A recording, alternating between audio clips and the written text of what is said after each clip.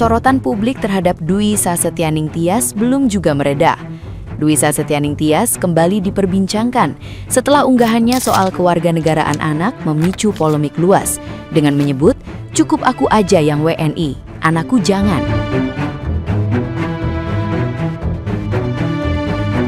Di tengah kontroversi tersebut, perhatian netizen yang budiman bergeser pada kiprah bisnis Dwi Sasetyaning Tias setelah menjadi penerima beasiswa Lembaga Pengelola Dana Pendidikan atau LPDP.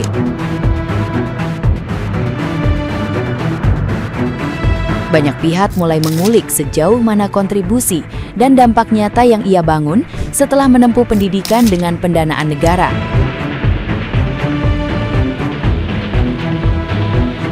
Sejumlah inisiatif Dwi Sasetyaning Tias pun kembali disorot. Platform Sustaination yang berdiri sejak 2018 dikenal sebagai e-commerce sekaligus komunitas gaya hidup ramah lingkungan dengan fokus produk minim sampah.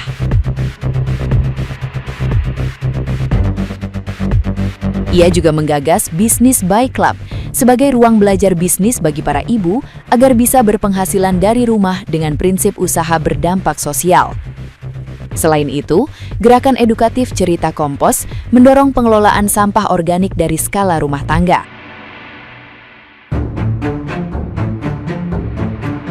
Rangkaian proyek ini menunjukkan konsistensi Dwi Sasetyaning Tias di isu keberlanjutan, meski perdebatan publik terhadap dirinya masih terus bergulir hingga kini.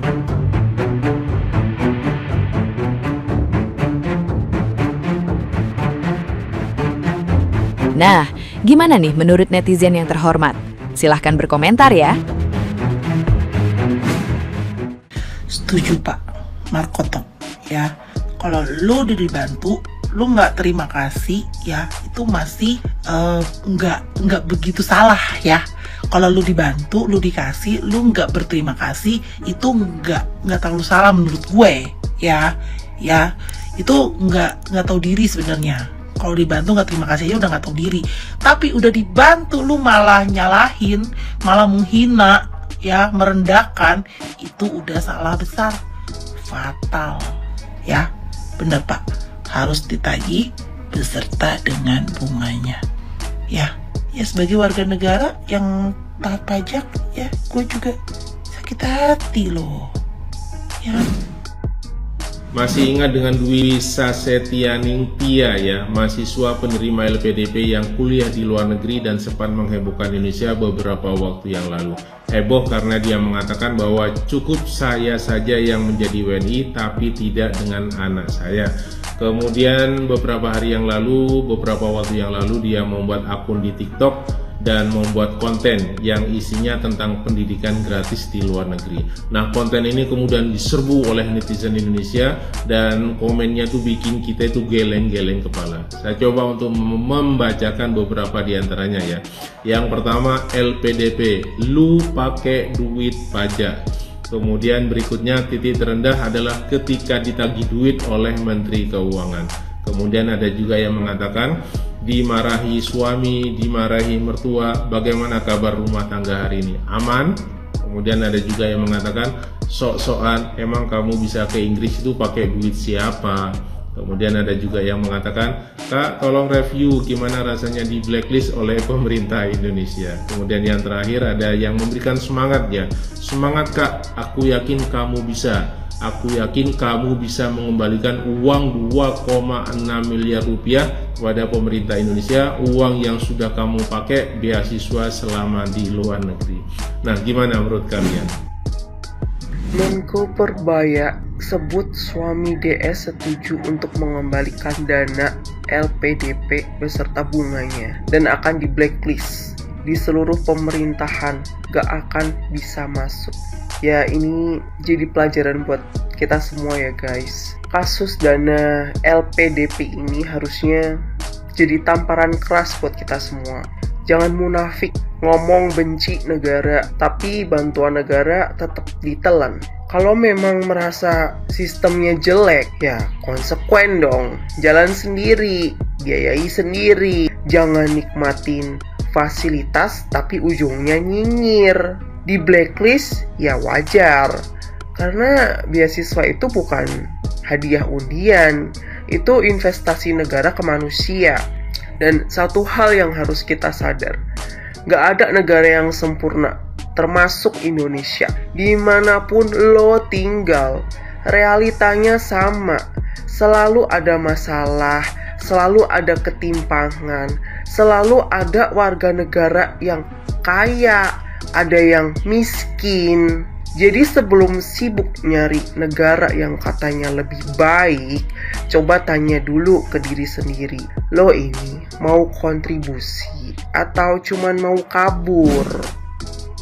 Dibiayai negara tapi bangga anaknya jadi WNA. Menurut lo gimana? Lagi rame soal Mbak DS, alumni LPDP, yang bilang bangga karena anaknya bisa jadi warga negara asing. Masalahnya dia S2 pakai LPDP dan suaminya juga S2 dan S3 dengan beasiswa LPDP. Saat beritanya viral, tanggapan netizen terbagi-bagi. Ada yang bilang harusnya beasiswa untuk orang yang nggak mampu. Ada juga yang bilang harusnya itu difokuskan untuk PNS, guru, dan TNI yang kontribusinya jelas. Dan ada juga yang bilang kalau ujungnya jadi pindah warga negara, ngapain juga dari awal dibiayai APBN. Untuk konteks terlebih dahulu, LPDP adalah beasiswa yang berlandaskan merit atau persaingan berdasarkan kemampuan atau kompetensi setiap orang pelamar, bukan bantuan sosial dari negara. Tujuannya untuk mencetak SDM unggul dan berprestasi sekembalinya dia berkontribusi ke Indonesia. Walaupun begitu, LPDP tidak bisa membatasi pilihan pribadi setiap individu. Kalau akhirnya dia lolos beasiswa, berkarir di luar negeri, dan memindahkan warga negara anaknya, bukan berarti juga orang tuanya tidak berkontribusi kepada Indonesia. Nah, masalahnya gimana kalau bukan hanya satu orang yang melakukan skema ini? Balik lagi, berarti harus ada sistem yang dievaluasi dan diperbaiki. Dari sisi desain kebijakan itu sendiri, apakah beasiswa harus berbasis kebutuhan ekonomi, berbasis prestasi, atau kombinasi keduanya? Dan kontribusi sendiri ukurannya apa? Harus pulang ke Indonesia dan balik ke instansi pemerintahan, berkarir di dalam negeri, atau cukup bayar pajak, bangun usaha, transfer ilmu, atau bahkan harus bikin lapangan kerja? Kalau menurut gue pribadi, yang paling penting adalah transparansi dan evaluasi dari sistem beasiswa ini. Kalau memang ada diminta kontribusi, ya harus ada ukurannya dengan jelas. Kalau memang ada kontrak pengabdian yang diperlukan untuk tanda tangan, berarti juga konsekuensinya harus ditegakkan. Dan kalaupun akan ada afirmasi untuk orang kurang mampu, harus juga ditentukan kuotanya yang seadil-adilnya. Sekarang gue mau nanya jujur ke lo, kalau lo di posisi itu dan punya kesempatan global buat anak lo akan pilih idealisme nasionalisme atau masa depan keluarga? Tulis pendapat lo di komentar bawah, setuju apa enggak? Pakai argumen ya. See ya! Ada satu bab dalam sejarah kita yang tak pernah benar-benar selesai. Kisah para eksil 65. Mereka di masa pemerintahan Soekarno dikirim belajar ke luar negeri.